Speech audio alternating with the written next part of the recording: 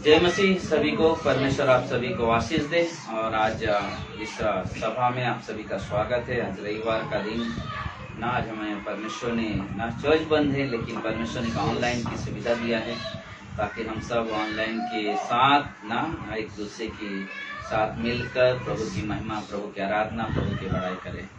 तो हम विश्वास करते हैं आप भी अपने घरों में तैयार बैठे हो और हम चाहते कि हमारे साथ आप भी मिलकर आराधना, स्तुति, प्रशंसा, बड़ाई करें। हालेलुया। तो आइए हम लोग प्रार्थना करते हैं। प्रिय परमेश्वर, प्रभु यीशु, हम आपके चरणों के पास आते हैं प्रभु जी। सारा आदर महिमा आपको देते प्रभु। आज के इस दिन को प्रभु आपके हाथ में देते परमेश्वर, हम सबकी मदद करें, सहायता करें प्रभु जी। और आज की आराधना, स्तुति प्रभु आप ग्रहण करें। इससे हमारी विनंती, हमारी प्रार्थना प्रभु यीशु के नाम से मांगते, सुन और उनका पिता परमेश्वर। सब कहेंगे आमीन, आमीन। चलो हम लोग गाना गाएंगे, तेरा प्यार है महान, तेरा प्यार है यहाँ। हालेलुया। तेरा प्यार है महान, तेरा प्यार है यहाँ। मैं जो पहले मुर्दा था, तूने डाली मुझ में जान। और तेरा प्यार है महान, तेरा प्यार है यहाँ। मैं जो पहले मुर्दा था, तूने डाली मुझ में जान। क्यों ना बोलूं फिर मैं तेरी जय जयकार, क्यों ना बोलूं फिर मैं तेरी जय जयकार, जय जयकार, जय जयकार। तूने मेरे लिए क्या कुछ ना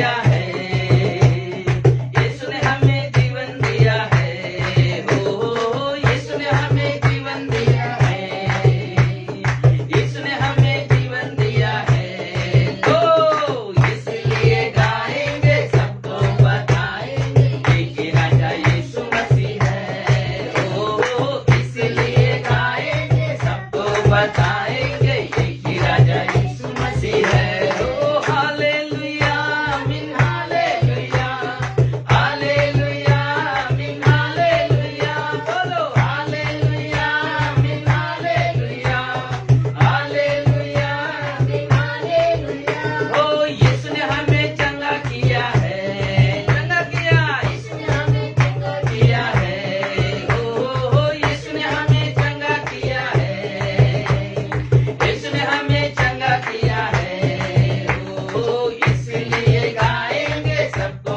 बताएंगे कि राजा यीशु मसीह है, बोलो इसलिए गाएंगे सबको बताएंगे कि राजा यीशु मसीह है, ओ हालेलुया आमीन हालेलुया, हालेलुया आमीन हालेलुया, ओ हालेलुया आमीन हालेलुया, हालेलुया आमीन हालेलुया, मुक्ति दिया यीशु ने हमें मुक्ति दिया है, मुक्ति दिया यीशु ने हमें मुक्ति दिया है, ओ यीशु ने हमें मुक्ति दिया है, यीशु ने हमें मुक्ति दिया है, ओ इसलिए गाएंगे सबको बताएंगे कि राजा यीशु मसीह है, ओ इसलिए गाएंगे सबको बताएंगे कि राजा यीशु मसीह है, ओ हालेलुया आमीन हालेलुया,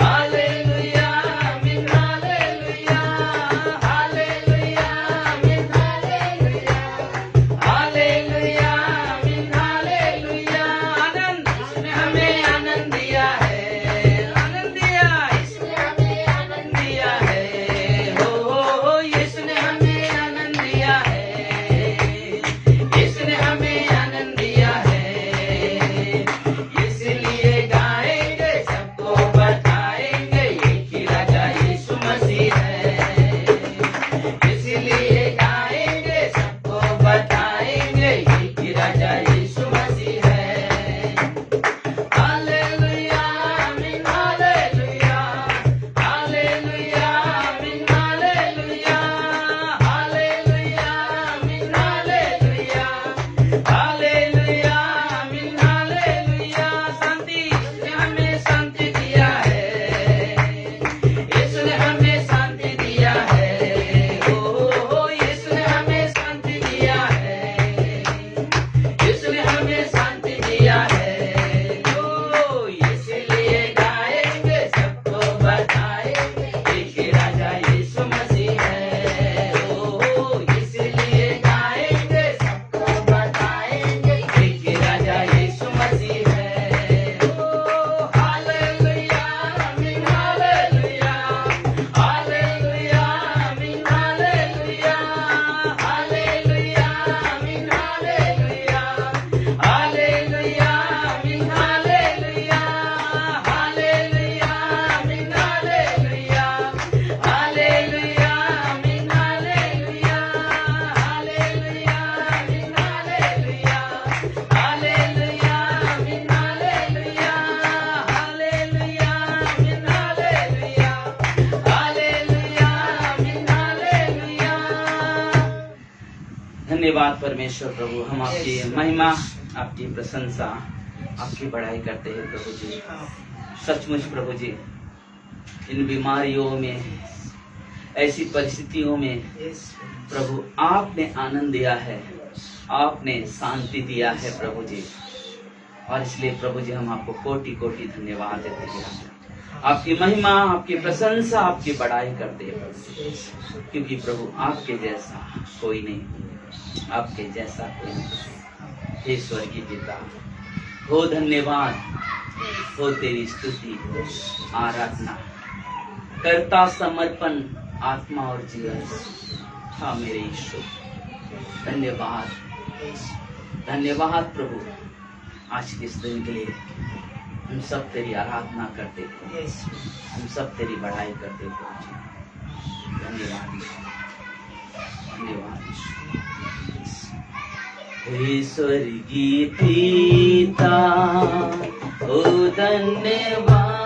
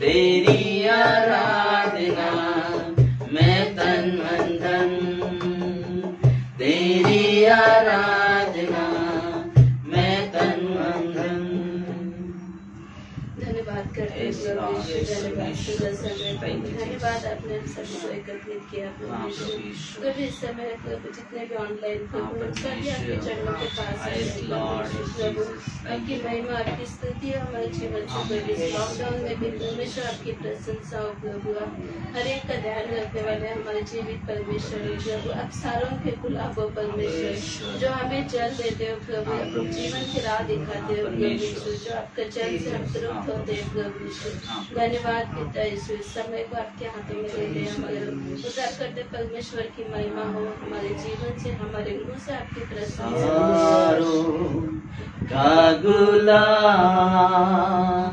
है तू मेरा मसीहा सारों का गुलाम है तू मेरा मसीहा तू मुझे जल देता जिससे मैं तृप्त हो जाता तू मुझे जल देता जिससे मैं तृप्त हो जाता तू है मेरा प्रिय और मैं तुझ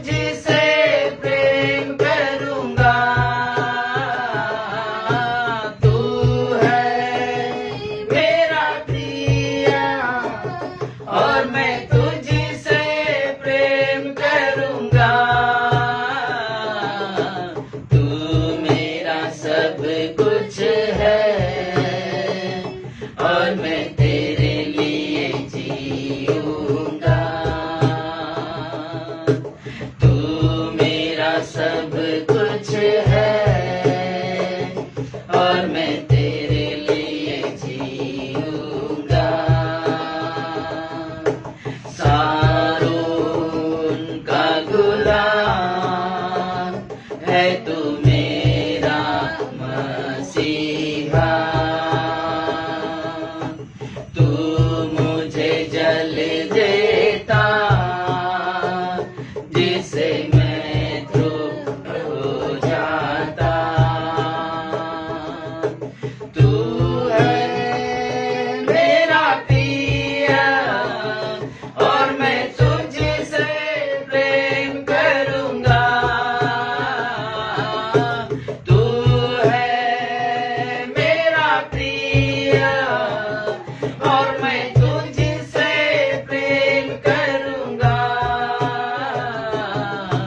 तू मेरा सब कुछ है और मैं तेरे लिए जीऊंगा। तू मेरा सब कुछ है और मैं तेरे लिए जीऊंगा। हाँ मैं तेरे लिए जीऊंगा। यीशु तेरे लिए जीऊंगा। प्रभु तेरे लिए जीऊंगा। हाँ मैं तेरे लिए जीऊंगा। हाँ पिता परमेश्वर, प्रभु यीशु, सचमुच प्रभु हमारे लिए जीना मसीह है, मरना नफा है। क्योंकि प्रभु तू जीवन देता है परमेश्वर, और उस जीवन से तू चाहता है कि प्रभु तेरी महिमा हो, तेरी बड़ाई हो प्रभु जी। क्योंकि पहला कुरिन्थियों के 2:16 में कहता है पौलुस की, हम में मसीह का मन है और वो मन परमेश्वर की महिमा करता है। वो मन परमेश्वर की बड़ाई करती है। उस मन से परमेश्वर को धन्य कहा जाता है। उस मन से विचार किया जाता है। उस मन से आत्मिक बातें निकलती है। उस मन से प्रभु की महिमा होती है। उससे कर्मों का, उससे कार्यों का पुनर्नुवाद किया जाता है। क्योंकि प्रभु यीशु ने जो कार्य किया है कोई नहीं कर सकता। इसलिए धन्यवाद देते हैं प्रभु, तेरी महिमा, तेरी प्रशंसा, तेरी बढ़ाई करते हैं। प्रभु यीशु आज की सभा के दुआई करें। हे पवित्र आत्मा मार्गदर्शन कर, तो उनसे बातें कर प्रभु यीशु, ताकि परमेश्वर तेरी महिमा कर सके, तेरी बढ़ाई कर सके। ये दिन तेरा दिया हुआ है प्रभु, और हम इसमें आनंदित और मगन होते हैं। तेरी महिमा कर प्रभु यीशु के नाम से हम सब कहते हैं आमीन।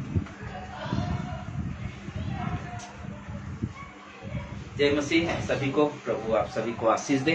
और आज रविवार की सभा में आप सभी का स्वागत है कि प्रभु ने कुछ समय दिया है। और इस लॉकडाउन के कारण ना कलीसिया बंद है, चर्च बंद है, लेकिन प्रभु की संगति चालू है ना। चर्च बंद है लेकिन प्रभु की संगति चालू है ना। और हम सब उस संगति में जुड़े हुए हैं और उस संगति का हम आनंद मन उठा रहे हैं ना। उस संगति का हम आनंद उठा रहे हैं। हमें विश्वास है ना, हमें विश्वास है कि हम चाहे अपने घर में हो चाहे कलीसिया में हो, जब प्रभु की आराधना होती है तो वहाँ पे प्रभु की उपस्थिति को हम देखते हैं और प्रभु की उपस्थिति का हम सब अनुभव भी करते हैं। हालेलुया। तो हम परमेश्वर की महिमा, परमेश्वर की बड़ाई हमेशा अपने जीवन से करते हैं। प्रभु ने एक दिन दिया है और हम विश्वास करते हैं आप अपने घरों में हो, लेकिन आप अपने परिवार के साथ परमेश्वर का वचन सुनने के लिए अपने मन, अपने हृदय को तैयार किया है। धन्यवाद देते हैं आप लोग के विश्वास के लिए, धन्यवाद आपके उस प्रेम के लिए जो नाम परमेश्वर के प्रति है। क्योंकि परमेश्वर आपसे प्रेम करता है और परमेश्वर चाहता है कि उसकी बेटी बेटियां उसकी संगति में हमेशा बने रहे और उसकी महिमा, उसकी प्रशंसा, उसकी बड़ाई करें। हालेलुया।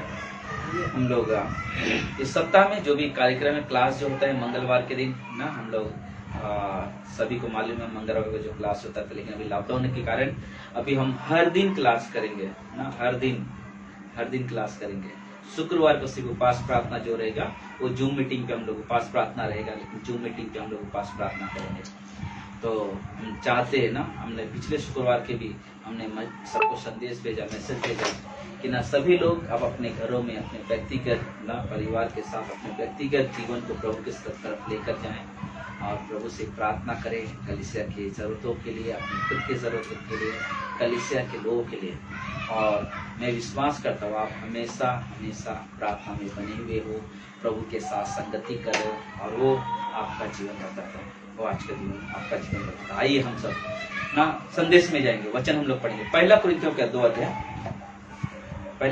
अध्याय और हम अपने अपने घरों में हैं, हम अपना बाइबल खोल सकते हैं। पहला कुरिन्थियों के 2 अध्याय और 12 से लेकर के 16 तक आज हम लोग जो बात करने वाले हैं, हमें मसीह और उसका मन है, हमें मसीह और उसका मन है। हम हर विश्वासियों में, हमें का मतलब हम सिर्फ मेरे पास नहीं ना, पौलुस बोलता हमें का मतलब प्रभु ने पौलुस कहा कि हम विश्वासियों के अंदर मसीह है और उसका मन है। हम उसके बारे में आज हम लोग चर्चा करने वाले, बात करने वाले हैं। और मैं विश्वास करता हूँ कि इस संदेश के द्वारा हम कुछ चीजें सीखेंगे जो हमारे व्यक्तिगत आत्मिक जीवन को उन्नति के लिए लाभदायक होगा। हम लोग 12 वचन पढ़ेंगे, 12 से 16। पहला कुरिन्थियों के 2 अध्याय और 12 से 16। परंतु हमने संसार की आत्मा नहीं, परंतु वह आत्मा पाया है जो परमेश्वर की ओर से है, कि हम उन बातों को जाने जो परमेश्वर ने हमें दी है ना। हमें कौन सा आत्मा? हमारे अंदर ये संसार की आत्मा नहीं, हमारे अंदर ना हमारे परमेश्वर के द्वारा दी गई आत्मा है ना, परमेश्वर के द्वारा दी गई आत्मा है, जिनको हम मनुष्यों के ज्ञान की सिखाई हुई बातों में नहीं, परंतु आत्मा की सिखाई हुई बातों में, आत्मिक बातों से मिलाकर सुनाते हैं। बोलते कि मनुष्य के ज्ञान की सिखाई हुई बातें नहीं, परंतु आत्मा की सिखाई हुई बातों में आत्मिक बातों से मिलाकर सुनाते हैं। 14 वचन। परंतु शारीरिक मनुष्य परमेश्वर के आत्मा की बातें ग्रहण नहीं करता, क्योंकि वे उसकी दृष्टि में मूर्खता की बातें हैं और न वह उस ज्ञान को जान सकता है, क्योंकि उनकी जांच आत्मिक रीत से होती है। 15। आत्मिक जन सब कुछ जांचता है, परंतु वह आप किसी से जांचा नहीं जाता। 16। क्योंकि प्रभु का मन किसने जाना है कि उसे सिखाए, परंतु हम में मसीह का मन है। हमें कौन है? मसीह का मन है। प्रार्थना करते हैं। प्रिय परमेश्वर, प्रभु हम धन्यवाद देते हैं, सारा आदर, सारा महिमा, सारा गौरव आप देते हैं। हे मेरे पिता, हे मेरे परमेश्वर, मदद करे, सहायता करे, आज के संदेश के द्वारा प्रभु हम सभी से बातें करें, प्रभु यीशु के नाम से आमीन। ना हम लोग देख रहे आज हम लोग जो बात करें, सबसे महत्वपूर्ण चीज है कि जो 12 वचन कहता है कि हम में ना संसार की आत्मा नहीं, परंतु वह आत्मा पाया है जो परमेश्वर की ओर से मिला है ना। बोलते कि जिस दिन हमने यीशु मसीह पे विश्वास किया, इफिसियों का 1:13 ना, बोलते जिस दिन हमने यीशु मसीह पे विश्वास किया, उसी दिन हमारे ऊपर पवित्र आत्मा के पवित्र आत्मा हमें मिला ना, हमारे ऊपर पवित्र आत्मा को मोहर लग गया और उस दिन से हम में मसीह निवास करता है, उस दिन से मसीह हमें निवास करता है ना। और ये बहुत ही अद्भुत चीज है, और हमें आज के दिन हम बात करेंगे ना। पहला कुरिन्थियों के 1:27 में कहता है, परंतु परमेश्वर ने जगत के मूर्खों को चुन लिया है कि ज्ञानवानों को लज्जित करे, और परमेश्वर ने जगत के निर्बलों को चुन लिया है कि बलवानों को लज्जित करे ना। परमेश्वर का ज्ञान और संसार के ज्ञान में बहुत फर्क है। संसार में जो लोगों के पास ज्ञान होता है वो कभी ज्ञान की खोज नहीं करते, उनके पास मुझे मालूम है कैसे चलना है, मुझे मालूम है कैसे जीवन जीना है। और जो परमेश्वर पे जो निर्भर थे, जो परमेश्वर के द्वारा ज्ञान मिलता है, बोलते कि हर दिन ज्ञान की खोज में रहता है। एक विश्वासी हर दिन ज्ञान की खोज में रहता है कि मुझे मिले, और इसलिए उसके पास जो ज्ञान होता है वो उसका खुद का ज्ञान है, मसीह द्वारा मिला हुआ ज्ञान होता है। और जो ज्ञानवान जो होते हैं बता, वो बोलते हैं अरे ये बात कहां से मिली, ये बात कहां से मिली तुम्हें ना। एक प्रेम जो परमेश्वर की आत्मा के द्वारा उत्पन्न होता है, एक प्रेम जो परमेश्वर की आत्मा के द्वारा उत्पन्न होता है, तो लोग बोलते कि प्रेम का ज्ञान तुम्हें कहां से मिला। क्योंकि आज संसार में कहते हैं लव इज गॉड, यानी कि प्रेम परमेश्वर है, क्योंकि उनका सोच ऐसा है। लेकिन बाइबल क्या कहता है, परमेश्वर प्रेम है। और जब परमेश्वर प्रेम है तो परमेश्वर पे हम जब विश्वास करते हैं और परमेश्वर की आत्मा जब हमें मिलता है, तो प्रेम परमेश्वर का हमारे जीवन से क्या होता है, प्रकट होता है। आपके जीवन से क्या होता है, प्रेम प्रकट होता है। और लोग बोलते हैं वाह, पहले जैसा तो आदमी नहीं दिख रहा है ना, पहले जैसा, अरे सुशीला पहले जैसा नहीं, पहले तो अलग जैसा बात करते थे, लेकिन अलग दिख रहा अभी ना। या अंजलि पहले ऐसा नहीं बात करती, पहले अलग स्वभाव था, आज चेंज कैसे हो गया, कैसे? क्योंकि जब हमने प्रभु को पाया ना, जब हमने प्रभु पे विश्वास किया और प्रभु जब हमें मिला, प्रभु की आत्मा में, तो एक नया ज्ञान उत्पन्न हुआ जो संसार का नहीं, वो परमेश्वर का दिया हुआ ज्ञान है ना।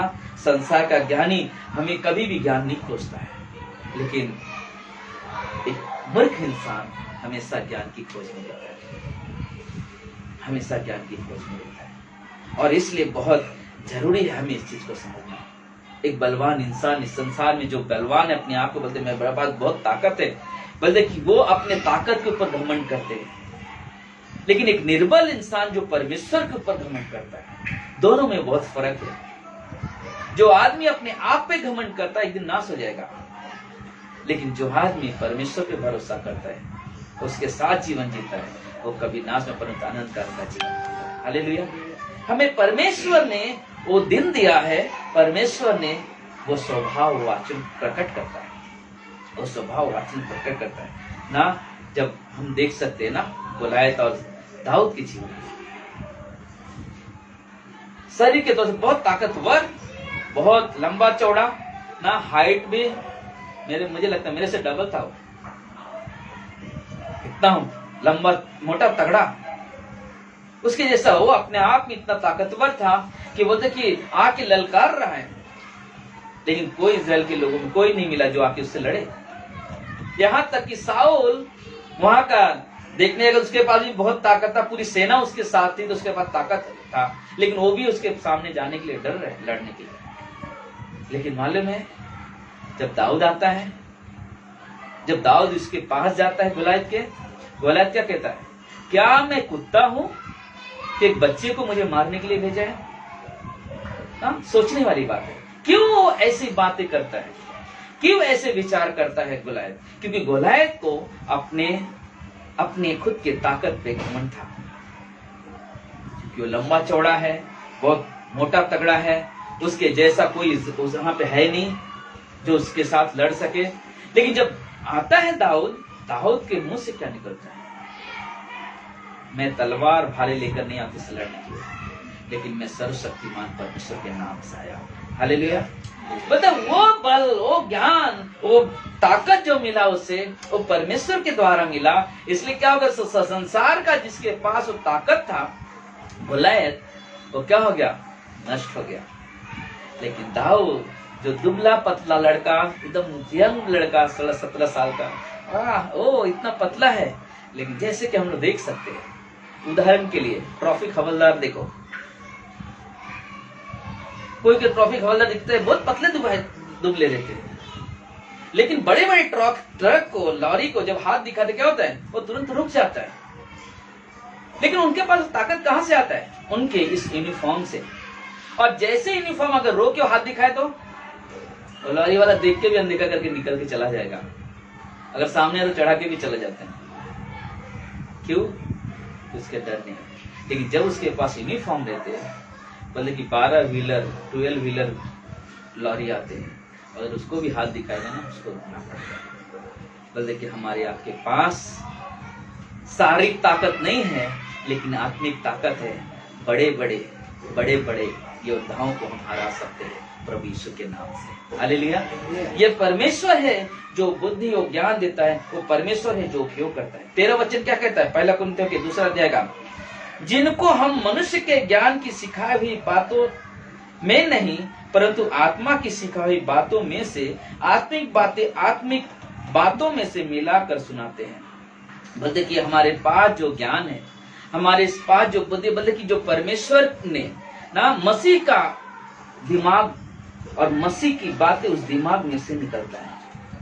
ये जो शब्द जो हमने देखा 12 वचन में कि आत्मा की सिखाई बातों में आत्मिक बातें और आत्मिक बातों में से मिलाकर सुनाते हैं। मतलब इस संसार के ज्ञान को लेकर नहीं, लेकिन बोलते कि आत्मिक ज्ञान, आत्मिक विचार और आत्मिक मस्तिष्क मानी कि आत्मिक दिमाग में से आत्मिक बातें निकाल कर लोगों को सुनाते हैं। और पौल से एक चीज बताना चाहते हैं, बोलते कि हमारे पास जो आत्मिक जो दिमाग है, और वो ही हमें क्या करता है, वो आत्मिक बातों का अर्थ समझाने के लिए मार्गदर्शन करता है। इसलिए पहला दूसरा अध्याय में हम लोग 1 से 5 में देखते क्या कहता है। हे भाइयों, जब मैं परमेश्वर का भेद सुनाता हुआ तुम्हारे पास आया, तो शब्द या ज्ञान की उत्तमता के साथ नहीं आया, क्योंकि मैंने यह ठान लिया था कि तुम्हारे बीच यीशु मसीह वरन क्रूस पर चढ़ाए हुए मसीह को छोड़ और किसी बात को न जानो। मैं निर्बल भय के साथ और बहुत थरथराता हुआ तुम्हारे पास आया। पहला चीज क्या बोला है पौलुस? मैं निर्बल, मैं डर रहा था और कांपते हुए तुम्हारे पास आया। मेरे वचन और मेरे प्रचार में ज्ञान की लुभावने वाली बातें नहीं। आज बहुत सारे लोग क्या करते ना, बोले कि संसार की बातें ज्यादा प्रचार करते, संसार से ज्यादा बातें लेके बात करते, लेकिन परमेश्वर के वचन को नहीं। और यहाँ पे बोल रहे कि ना, मैं लोग जो लुभाने वाली बातें नहीं, परंतु आत्मा और सामर्थ का प्रमाण था। ये बात जो बातें था वो परमेश्वर के सामर्थ और उसके प्रमाण थे, सबूत, जिससे लोगों के जीवन बदला। क्योंकि पौलुस एक चीज यहाँ पे सिखा रहा है।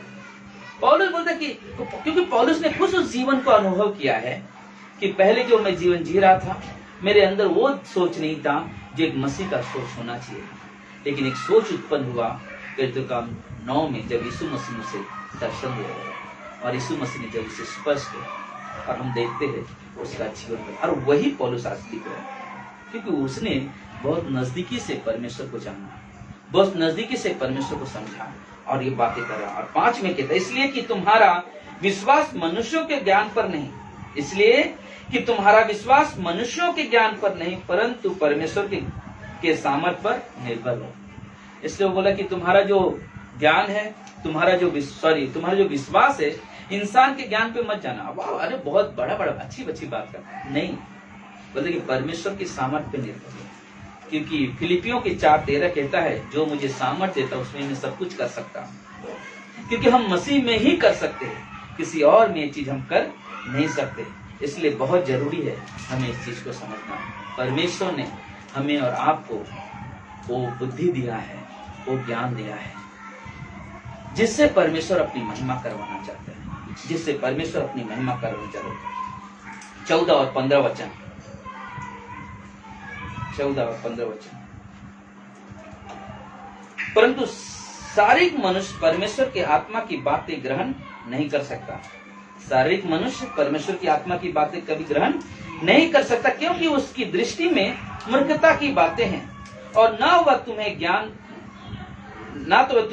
जान सकता है, क्योंकि उनकी जांच आत्मिक रीत से होती है ना। पता जो शारीरिक मनुष्य आत्मा की बातों को समझ नहीं सकता है, क्योंकि उन्होंने सिर्फ कहते हैं। आज बहुत सारे लोगों को हम देखते हैं, लोग कहते तो है मैं मसीह हूं, लेकिन उनके जुबान से निकली हुई बातों से नहीं लगता वो मसीह है। एक पहचान होती है, एक मसीहत की एक पहचान होती है। हम लोग 15 पढ़ते, फिर मैं आगे बात करता हूं। 15 में कहता है, आत्मिक जन सब कुछ जांचता है, परंतु आप किसी से जांचा नहीं जाता। बोले कि लोग कहते हैं मैं मसीह हूं, लेकिन आत्मिक जो उनका स्वभाव है नहीं है, वो संसारिक स्वभाव है। इसलिए जब कभी बात करते हैं तो उनके मुंह से ये नहीं निकलता कि बाइबल हमें क्या सिखाता है, लेकिन ये कहते हैं नहीं ऐसा होना चाहिए। लेकिन बाइबल क्या सिखाता है वो आदमी नहीं कहता। एक बार एक व्यक्ति से मैं बात कर रहा था, मैं बोला कि मुझे बाइबल से प्रूफ करती। बोला कि हर बात बाइबल से नहीं होती है। मैं सोचने पड़ गया, लोग बोलते हर बात बाइबल से नहीं होती। मैं चीज को विश्वास नहीं करता। परमेश्वर के पास हमारे सारे सवालों का जवाब है, और हमारे सारे सवालों का जवाब परमेश्वर के वचन में है। हमें समझना चाहिए कि हमारे पास है। क्यों हम कहते हैं कि हर बातों का जवाब बाइबल से नहीं देना चाहिए? क्योंकि वो परमेश्वर के वचन का आदर नहीं करते हैं, क्योंकि वो परमेश्वर के वचन के साथ जीवन नहीं जीते हैं। इसलिए वो कहते हैं कि हर सच जवाब बाइबल से नहीं होता है। जो व्यक्ति बाइबल पढ़ता है, जो व्यक्ति बाइबल के बारे में विचार करता, सोचता है, तो वो व्यक्ति जब भी कोई बात है वो बाइबल के पेश करेगा, बाइबल की बातें करेगा। क्यों? क्योंकि बाइबल ही हमें बुद्धि प्रदान करता है, हमें सिखाता है। बाइबल हमें हमारी पहचान कराता है बाइबल की, हम कैसे हैं।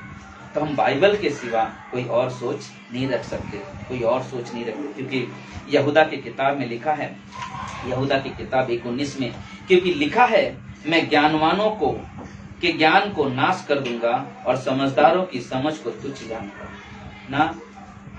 यहाँ पे लिखा हुआ, यहूदा लिखता है क्योंकि लिखा है मैं ज्ञानवानों के ज्ञान को क्या कर दूंगा, नाश कर दूंगा, और समझदारों की समझ को तुच्छ कर दूंगा। यशायाह के 29:14 कहता है, इस कारण सुन मैं उनके साथ अद्भुत काम वरन अति अद्भुत और अचंभे का काम करूंगा, तब उनके बुद्धिमानों की बुद्धि नष्ट हो जाएगी। जो लोग अपने आप में बहुत बुद्धिमान समझते, परमेश्वर कहता मैं उनके बुद्धि ऐसे काम करने वाले, उनके साथ ऐसे काम करूंगा कि उनकी बुद्धि नष्ट हो जाएगी। वो अपने आप में सोचते मेरे पास बहुत दिमाग है, वाह मैं बहुत अच्छा सोच रखता हूँ, लेकिन परमेश्वर कहता है कि मैं उनकी बुद्धिमानों की, जो अपने आप में कहते मैं बहुत बुद्धिमान हूं, बोले उनकी बुद्धि को ऐसा नष्ट कर दूंगा तो आगे की सोच भी नहीं सकते। क्योंकि याकूब के 3 अध्याय में 13 से 18 में कुछ चीज याकूब भी लिखता है, एक आत्मिक पहचान, एक शारीरिक पहचान के बारे में। हम लोग देखते हैं, अगर आपके पास बाइबल है वहां पे लिख खोल सकते हैं। तुम में ज्ञानवान और समझदार कौन है, जो ऐसा वह अपने कामों को अच्छे चाल चलन से उस नम्रता सहित प्रकट करे जो ज्ञान से उत्पन्न होती है। तुम में से ज्ञानवान और समझदार कौन है, जो अपने स्वभाव से मसीह को प्रकट कर सके। मैं इस तरह से बात इसको एक्सप्लेन कर रहा हूँ। 14 क्या कहते हैं, पर यदि तुम अपने मन में कड़वी डाह और विरोध रखते हो, तो सत्य के विरोध में घमंड न करना, न तो झूठ बोलना। सत्य के विरोध में कभी भी घमंड न करना और न झूठ बोलना। यह ज्ञान वह नहीं जो ऊपर से उतरता है ना, क्योंकि ये जो ज्ञान, जो हम सच्चाई को दबाते हैं, झूठ को पेश करते हैं, ये ज्ञान ऊपर से नहीं आया, यानी कि परमेश्वर की तरफ से ज्ञान नहीं मिला है। ये ज्ञान क्या है, वरन संसारिक है और शारीरिक और शैतानिक है। 3 तरह से जो ज्ञान बोलते कि सच्चाई को दबाता है, वो क्या है, सांसारिक है, शारीरिक है और शैतानिक है। बात कर तो रहे लेकिन सच्चाई नहीं, झूठ पेश कर रहे, क्योंकि जो सच है ही नहीं। आज संसार में लोग सचमुच सच्चाई में जीने से कुछ सोचते नहीं है, झूठ का सहारा लेना। परमेश्वर मालूम है झूठ से नफरत करते हैं, झूठ परमेश्वर को पसंद नहीं। सत्य बोलो, सच्चे बोलो, जो बाइबल सिखाता है वो बातें बोलो, बल्कि वो हमारे लिए बहुत जरूरी है। 16 क्या कहता है, क्योंकि जहां डाह और विरोध होता है वहां बखेड़ा और हर प्रकार का कुकर्म भी होता है। वाह, जहां डाह, डाह का मतलब क्या हो गया? नफरत करना, विरोध करना। बोले जहां पे लोग इस तरह से रहते, नफरत करते, डाह करते हैं, उनके पास क्या होता है? बोलता है कि वो बखेड़ा खड़ा करता है, नहीं कि झगड़े उत्पन्न करते हैं। हर प्रकार का कुकर्म भी होते हैं। कुकर्म करना, पाप में जीवन जीना, उनके साथ ये भी होता है। पर जो ज्ञान ऊपर से आता है वो पहले तो पवित्र होता है। वाह, आमीन। मतलब जो ज्ञान ऊपर से आता है पहले तो क्या होता है? पवित्र होता है। फिर मिलनसार, फिर क्या होता है? पहले पवित्र, फिर मिलनसार, फिर कोमल, फिर मधुभाव और दया और अच्छे फलों से लदा हुआ, पक्षपात और कपट रहित होता है। हालेलुया। तो देखिए, जो ज्ञान जो ऊपर से आता है, पता है उसके अंदर प्रेम होता है, वो फलों से लदा हुआ होता है। फल होते हैं पवित्र आत्मा का। हमने गलातियों के 5 अध्याय में देखो 22-23 में वहां पे फलों का जिक्र किया हुआ है ना, फलों का जिक्र किया हुआ है। पवित्र आत्मा के फल है प्रेम, शांति, धीरज, कृपा, भलाई। बोलते हाँ, अरे हाँ, बहुत अच्छा है। बोलते कि जब हमारे अंदर, जब हमें पवित्र आत्मा मिला, ये पवित्र आत्मा के फल है। और जब वो आत्मा मिला है, और यही है कि हमें मसीह का मन है, जब वो आत्मा हमारे जीवन से, वो फल जब हमारे जीवन से प्रकट होता है। यहाँ पे लिखा हुआ है 22 में, आत्मा का फल प्रेम, आनंद, शांति, धीरज, कृपा, भलाई, विश्वास। बता, अगर हम में मसीह का मन है, अगर मसीह हम में है, तो हमारे अंदर प्रेम होना चाहिए। किसके प्रति? सिर्फ अपने परिवार के प्रति नहीं, हर एक मानव जाति के प्रति। क्योंकि यीशु मसीह ने कहा, अपने दुश्मनों से अपने समान प्रेम करना। वो प्रेम सबके साथ होना चाहिए। आनंद, आनंद का जीवन होना चाहिए। शांति भरा हो ना। आज संसार में इतना बड़ा महामारी चल रही है, मतलब बहुत सारे लोग बहुत तरह तरह की बीमारियों से, यानी कि कोरोना पॉजिटिव है और बीमारियों से तड़प रहे हैं, बीमारों में है। लेकिन कई विश्वासी में है, कई विश्वासी भी उस बीमारी से जूझ रहे हैं। लेकिन मालूम है, एक अविश्वासी में बहुत फर्क है। एक विश्वासी के अंदर हर परिस्थिति में उसके पास एक शांति होती है, और वो शांति मसीह के द्वारा मिलता है, क्योंकि उसके अंदर प्रेम है, उसके अंदर पवित्र आत्मा है, और पवित्र आत्मा के फल में वो शांति आती है। और हम मसीह कहते हैं अपने आप को, तो हमारे अंदर वो शांति, अपने बड़ी से बड़ी मुसीबत में वो शांति का अनुभव करना। बिली ग्राम ने कहा, सच्ची शांति उस व्यक्ति के पास होती है जो सारी समस्या, यानी कि हर परिस्थिति में, हर परिस्थिति सहने की ताकत रखता है। हर तरह से, हर परिस्थिति का, हर मुसीबत को, हर तकलीफ को सहन करने की ताकत रखने वाले के पास सबसे बड़ी शांति होती है। और वो शांति कहीं और नहीं, हमारे परमेश्वर के द्वारा मिलती है। फिर क्या बोलता है? धीरज, धीरज धरना। समस्याओं में, तकलीफों में, पीड़ाओं में धीरज धरो। मतलब कि उतावले मत हो, धीरज रखो, परमेश्वर पे भरोसा करो। अरे मैं तो विश्वास की हो हमारे साथ, परमेश्वर पे भरोसा रखो। अगर विश्वास में हो, परमेश्वर का मन तुम्हारे अंदर है और मसीह तुम्हारे अंदर है, तो अपने अंदर धीरज रखो। परमेश्वर सही समय पे उसके अंदर परिवर्तन लेकर आएगा। भलाई, कृपा, कृपालु बनो, भलाई करना सीखो। आज इंसान भलाई की तरफ नहीं जाता। आज कई सारे विश्वासी के भलाई के बारे में सोचते ही नहीं। हम भला, सब भला नहीं। यीशु मसीह ये सोच रखकर इस दुनिया में नहीं आए। अगर सचमुच हमारे अंदर मसीह का मन है, जिस तरह से यीशु मसीह क्रूस पे चढ़ाया खड़ा है, लेकिन जो लोग उसे सताया, जो लोग उसे तड़पाया, जो लोग उसका अपमान किया, फिर भी उस क्रूस पे खड़ा हुआ क्या कहता है? हे परमेश्वर, इन्हें क्षमा करके किए नहीं जानते ये क्या करते। बोले कि वो हमारे अंदर भलाई, क्या यीशु मसीह ने बदला नहीं दे सकता? लेकिन हमारा काम है भलाई करना। भलाई करो, और भलाई से, फिर तो आप पहला पत्रस में कहते भलाई से बुराई को क्या करो? जीत लो। और ये मसीह के मन से उत्पन्न होता है। ये जो भलाई करना, विश्वास, नम्रता, नम्र बनो, नम्रता रखो, संयमी। बोले कि परमेश्वर को अवसर दो, परमेश्वर काम करेगा, हमारा काम नहीं है। पहला कुरिन्थियों के 15:44 में लिखा है, स्वाभाविक देह बोई जाती है और आत्मिक देह जी उठती है ना। बोले कि हम जब विश्वास में नहीं थे, हम कौन थे? हम स्वाभाविक मनुष्य थे। जब हम मसीह में नहीं थे तो हम स्वाभाविक मनुष्य थे, लेकिन जब हमने मसीह पे विश्वास कर लिया तो हमारी स्वाभाविक देह क्या हो गई? मर गई, और आत्मिक देह क्या हो गई? जी उठी। परमेश्वर ने हमें वो पल दिया है, एक नया मनुष्य उत्पन्न किया है, वो मसीह जीवन अपने जीवन से पेश करना। याकूब के 3 अध्याय का आखिरी में क्या लिखा हुआ है? मिलाप कराने वाला धार्मिकता का फल मेल मिलाप के साथ बोते हैं। मिलाप कराने वाला धार्मिकता का फल। बोलते कि आज लोग मेल मिलाप नहीं, आज लोग टुकड़े टुकड़े होते चले जाते हैं, बिखर जाते हैं। एक आदमी से अगर गलती हो जाए तो बोलते कि उसको कोस कोस के वो परमेश्वर बढ़ भी नहीं सकते। दूसरा, झूठी बातों को बढ़ावा देने में लोग किसी के विश्वास को इस तरह से चूर चूर कर देते हैं कि उन्हें क्या करते हैं?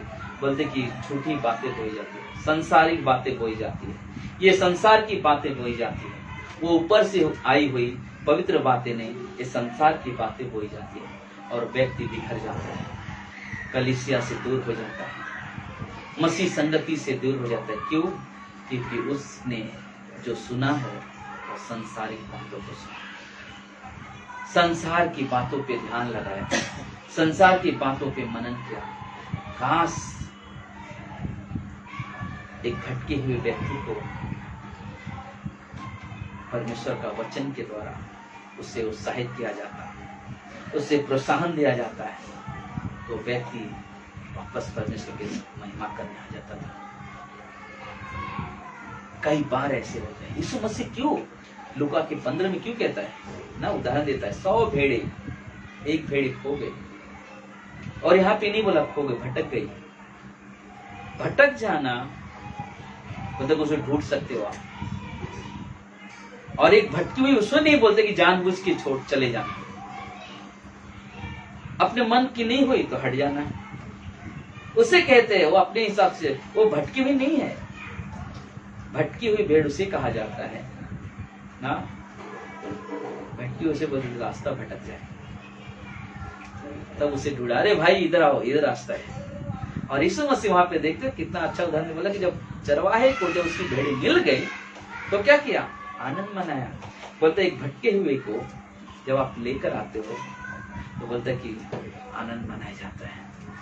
हमें परमेश्वर के साथ प्रेम रखना, इसलिए पहला कुरिन्थियों के 15:44 जो हमने पढ़ा, स्वाभाविक देह बोई जाती है और आत्मिक देह जी उठती है। 46 कहता है, परंतु पहले आत्मिक न था परंतु स्वाभाविक था, उसके बाद आत्मिक हुआ। हालेलुया। बाद में आत्मिक हुआ। बदलना चाहिए। हम लोग कहते हैं हम मसीह का मन है, हमें परमेश्वर है, हम परमेश्वर के साथ वो जीवन जीते हैं, हम परमेश्वर के साथ चलते हैं, लेकिन मालूम है मसीह का सही उसका जीवन कब प्रस्तुत दिखाई देता है? जब वो मुसीबतों के समय परमेश्वर के वचन से किसी को प्रोत्साहन करते हुए देखे। एक टूटे हुए को परमेश्वर के वचन को बात करते हुए देखे। बिखरा हुआ है, टूटा हुआ है, लेकिन उसके अंदर क्या हो रहा है? मसीह का मन है और मसीह की महिमा कर रहा है। बोलते कि वो सच्चाई है। मसीह का मन जिसके अंदर होता है वो मसीह की बातों से लोगों को उत्साहित प्रोत्साहन करता है ना, मसीह के वचन से लोगों को उत्साहित प्रोत्साहन करता है। 16 वचन, पहला कुरिन्थियों का 2 अध्याय का 16 वचन, क्योंकि प्रभु का मन किसने जाना? प्रभु का मन किसने जाना कि उसे सिखलाए, परंतु हम में मसीह का मन है ना, हम में मसीह का मन है। बोले कि अगर हम में मसीह का मन है तो हमें अपने जीवन को, मसीह का मन जो है उसका जो मतलब अगर देखने जाएंगे, जीवन को उद्धारकर्ता की नजर से देखना, अपने जीवन को अपने उद्धारकर्ता की नजर से देखना। अगर आपके अंदर मसीह का मन है तो अपने आप को संसार की तरह से मत देखो, अपने आप को अपने उद्धारकर्ता मसीह की तरफ नजर से देखो, उसके मूल्य को समझो जो उसने आपके लिए चुकाई है, जो भुगतान उसने किया है, उस नजरिया से उसको देखो और उसकी इच्छा को समझो। क्योंकि संसार की तरह न सोचो, परमेश्वर की तरह सोचो। क्योंकि अगर हमने मसीह का मन, हम में मसीह का मन है तो संसार की तरह मत सोचो, मसीह की तरह सोचो, और वो हमारे लिए सबसे अद्भुत चीज है। इसलिए रोमियो के 8-9 कहता है, परंतु जबकि परमेश्वर की आत्मा तुम में बसता है तो तुम शारीरिक दशा में नहीं। अगर परमेश्वर की आत्मा तुम्हें बसता है, तुम शारीरिक दशा में नहीं, परंतु आत्मिक दशा में हो। परंतु कैसे हो? आत्मिक दशा में हो। यदि किसी में मसीह का आत्मा नहीं तो वह मसीह का जन नहीं। अगर मसीह का आने की सिंपल चीज, हम तो बोल भी सकते हैं, अरे नहीं, अरे मैं तो मसीह हूँ, मैं प्रार्थना करता हूँ, मैं कलीसिया जाता हूँ, मैं बाइबल पढ़ता सब, लेकिन क्या हमारे मुंह से क्या निकलते हैं लोगों के साथ? हम लोगों के साथ जब बैठते हैं, उनके साथ क्या बातें करते हैं? बता, अगर मसीह का मन है, अगर मसीह की आत्मा तुम में है, तो मसीह का वो फल निकलनी चाहिए जिससे सुनने वाले पर अनुग्रह हो और वो भी विश्वास में उन्नति करे। ये मसीह का मन है। मसीह का मन वो नहीं कि हम मसीह तो के मसीह कहते हैं, मैं मसीह हूँ, मैं मसीह परिवार से हूँ, मैं मसीह हूँ, लेकिन मसीह परिवार, मसीह में रहना वो बड़ी बात नहीं है। मसीह जीवन जीना सबसे बड़ी बात है। हालेलुया। बहुत जरूरी है, बहुत जरूरी है मसीह जीवन जीना, और ये हमारे लिए बहुत अद्भुत चीज है। ये हमारे लिए बहुत अद्भुत चीज है। परमेश्वर के साथ वो संबंध बनाओ जो उसने हमारे साथ संबंध बनाया। यीशु मसीह के साथ वो संबंध बनाओ जो उसने हमारे साथ संबंध बनाया है।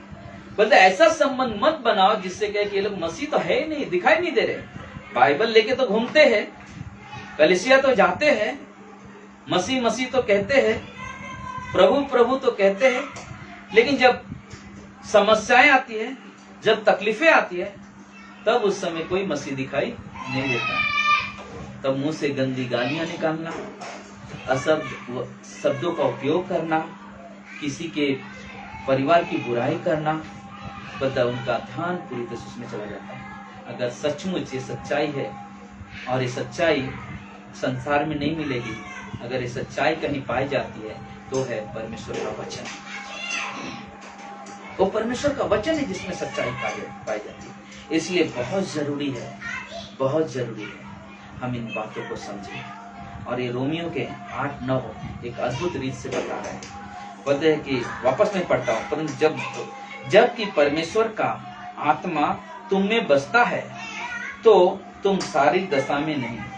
अगर परमेश्वर की आत्मा तुम में बसा हुआ पवित्र आत्मा है तुम्हारे अंदर, तो तुम शारीरिक दशा में नहीं हो। ये सभा है, हम घर में हैं, या सभा है हम कलीसिया नहीं आए, या सभा है हम नहीं गए, बाइबल क्लास है हम दिखाई नहीं दिए। बताइए आत्मिक व्यक्ति का काल। बोलते कि वो हमेशा, बोलते कि ना वो व्यक्ति शारीरिक दशा में है, परंतु आत्मिक दशा में हो, जो आत्मिक दशा में है, यदि किसी में मसीह का आत्मा नहीं ना, जिसमें अगर मसीह का आत्मा नहीं है, वो मसीह का जन नहीं है। मसीह के अगर आत्मा आपके पास है तो कैसे मालूम पड़ेगा आप मसीह का जन है? आप बोलते कि आपके हर बातों में, यानी कि आपका जीवन हर जगह उपस्थित रहेगा। परमेश्वर की आराधना, परमेश्वर की कलीसिया, परमेश्वर की उपस्थिति में, अपने व्यक्तिगत जीवन में बाइबल पढ़ना, सिर्फ कलीसिया में बाइबल लेके नहीं, अपने व्यक्तिगत जीवन में भी बाइबल पढ़ना, और परमेश्वर के बारे में सोचना, परमेश्वर से प्रार्थना करना। दूसरा बाइबल स्टडी होती जो सप्ताह में प्रार्थना सब उसमें हाजिर होना, उपवास प्रार्थना में हाजिर होना, बाइबल क्लास कॉलेज में सहमति होना। बस ये है मसीह का मन। मसीह का मन वो नहीं सिखाएगा कि जिससे आप नीचे जाओ। मसीह का मन उन्नति करना सिखाता है। मसीह का मन उन्नति करना सिखाता है। आज इस समय में आखिरी क्षणों में मैं आपसे एक ही चीज कहना चाहूंगा। सचमुच मसीह के मन को अगर हम अनुभव करते हैं तो अपने जीवन से वो जीवन जिए जिससे मसीह को ऊपर उठा सके, जिससे मसीह को ऊपर उठा सके। तो लेकिन वो हमारे लिए बहुत है। हमें आइए हम प्रार्थना करें। परमेश्वर प्रभु यीशु हम धन्यवाद देते हैं। सारा आदर, सारा महिमा, सारा गौरव आपको। हे मेरे यीशु, हम आपको कोटि कोटि धन्यवाद देते हैं। आपकी महिमा, आपकी प्रशंसा, आपकी बड़ाई करते हैं। प्रभु आपके जैसा कोई नहीं, आपके जैसा कोई नहीं। प्रभु आप लोग का उठना बैठना चलना फिरना सब कुछ जानते हो प्रभु। इसलिए मेरे प्रभु, मेरे परमेश्वर, आज समय हमारी खास प्रार्थना है प्रभु जी कि जितने भी भाई विश्वास में है वो मसीह के मन का अनुभव करे, मसीह और मसीह के मन का अनुभव करे। और जो लोग मसीह को नहीं जानते, मैं आज इस समय आपको कहना चाहता हूँ, ऑनलाइन सुन रहे हो या देख रहे हो, आपके लिए बहुत बड़ी खुशखबरी है। मसीह का मन कैसे प्राप्त होता है? क्योंकि प्रभु यीशु मसीह इस संसार के लोगों से प्रेम किया, इसलिए उन्होंने आज से 2021 साल पहले हमारे आपके पापों के लिए इस दुनिया में आए और हमारे लिए उन्होंने दुख उठाया, कोड़ों की मार खाई, क्रूस पर अपने प्राण को त्याग दिया, कब्र में गए और तीसरे दिन जी उठे और आज वो जीवित है। बाइबल कहता है यूहन्ना 3:16 कि परमेश्वर ने जगत से ऐसा प्रेम किया कि अपना इकलौता पुत्र दे दिया ताकि जो कोई इसके ऊपर विश्वास करे वो नाश ना हो परंतु अनंत काल का जीवन पाए। मेरे भाई, मेरी बहन, अगर आप सुन रहे हो, आज आपके लिए परमेश्वर की निमंत्रण है आपके लिए, जो कोई भी उसके ऊपर विश्वास करे। क्या है विश्वास करना? अगर आप कहते हो प्रभु यीशु मैं पापी हूँ, मुझे क्षमा करे, इसी वक्त प्रभु यीशु आपको क्षमा प्रदान करेंगे और इसी वक्त मसीह अपना मन आपके अंदर डालेंगे, पवित्र आत्मा पाओगे आप और परमेश्वर की महिमा करोगे। अगर आप ये प्रार्थना करना चाहते, छोटी सी प्रार्थना को अगर आप बोलते हो तो इसी वक्त आपके जीवन में प्रभु अपना मन उड़ेलते हैं। कहते हो प्रभु यीशु मैं पापी हूँ, मुझे क्षमा करे, मरने के बाद मुझे स्वर्ग में कबूल करे।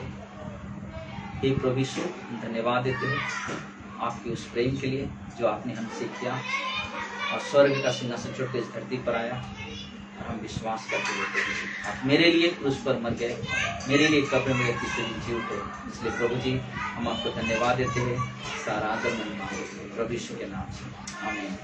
धन्यवाद देते हैं परमेश्वर, आपकी महिमा, आपकी प्रशंसा, आपकी बड़ाई करते हैं प्रभु यीशु के नाम से। सुन और पिता परमेश्वर, आमीन। आइए हम लोग आराधना करेंगे, गीत गाएंगे।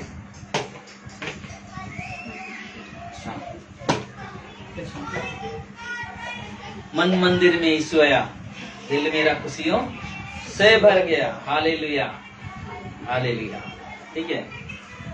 मन मंदिर में यीशु आया, मन मंदिर में यीशु आया, दिल मेरा खुशियों से भर गया। हाँ, मन मंदिर में यीशु आया, दिल में खुशियों से भर गया। Hallelujah, hallelujah, hallelujah, hallelujah, hallelujah, hallelujah, hallelujah, hallelujah, hallelujah, hallelujah, hallelujah.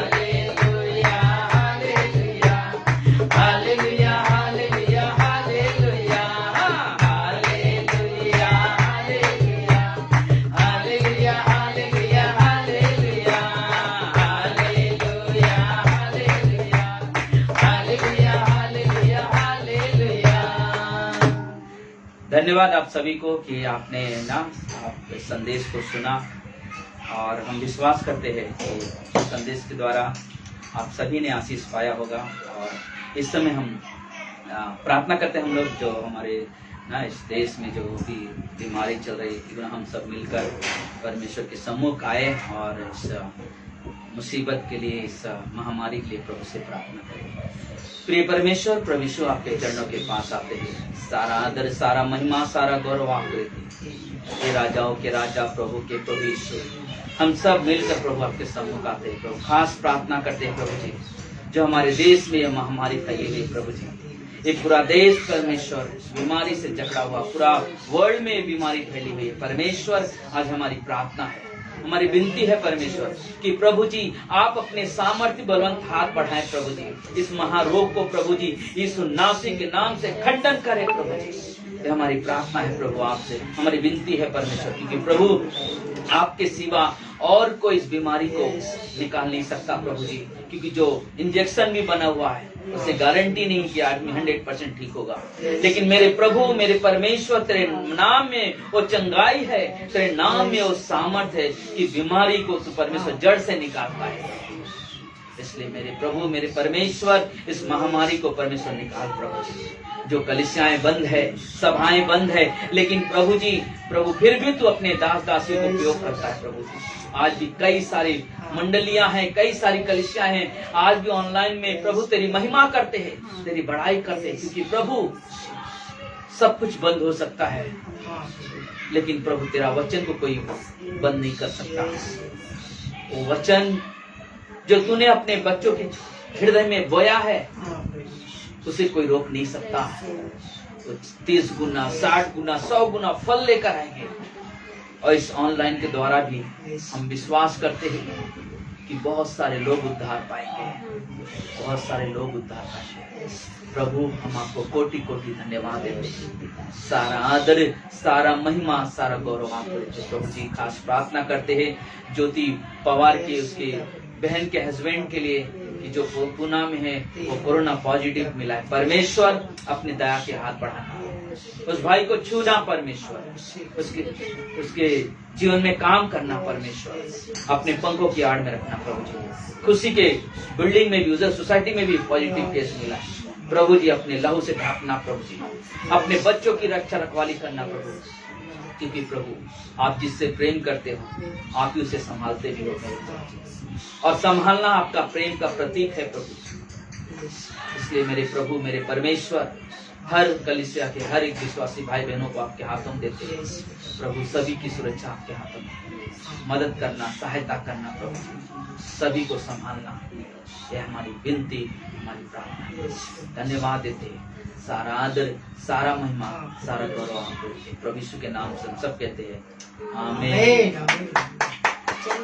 जय मसीह। सभी को प्रभु आप सभी को आशीष दे ना, ऐसे प्रभु में दिन प्रतिदिन बढ़ते रहो। आमीन। Thank you God.